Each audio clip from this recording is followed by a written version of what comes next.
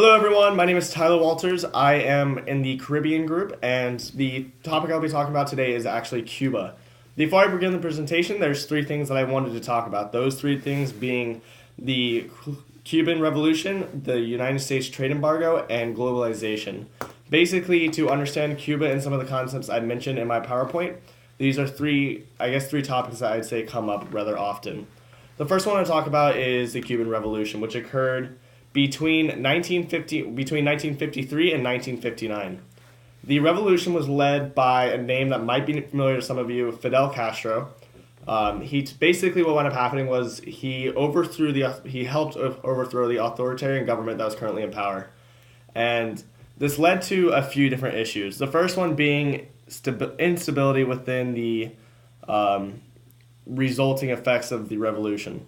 So there was a time of confusion. Crime kind of went up within that time, and they were trying to figure out what kind of government they wanted to basically impose after the tearing down of the authoritarian, extremely right-wing government that was in there beforehand. What wound up happening is Fidel Castro was put into power, and they decided to go with a communistic government. This communistic government is what ultimately led to deterioration of relations with the United States, and furthermore into the United States trade embargo that's been in stance for a few decades now.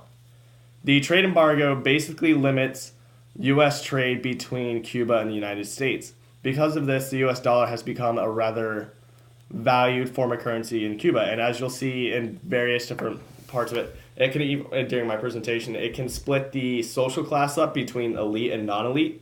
Having access to the U.S. dollar means that Cuban citizens can then purchase goods and services that were not originally available. So, like United States products and even products coming from other countries that we import from, like China and such.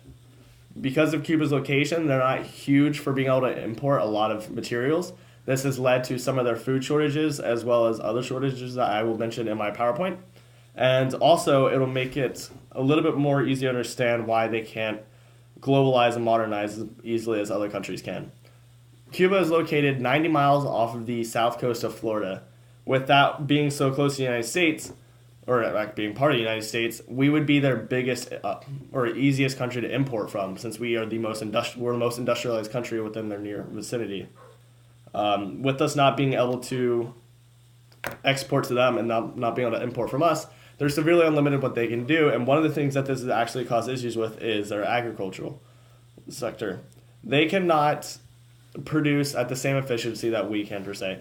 Even though they have a great environment, a tropical environment, they cannot pull in as much product from the crops as, say, other more developed countries will be able to.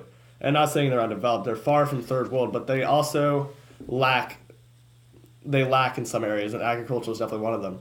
This leads to food shortages. This leads to limited cuisine. This leads to different health issues. They cannot like we, obviously being once again industrialized, they would go to us to import certain medicines and things like that that they cannot produce within their own country. That puts a severe limit on what they can do from a healthcare standpoint. It limits what they can do on a modernization and technology. Cannot talk. Sorry.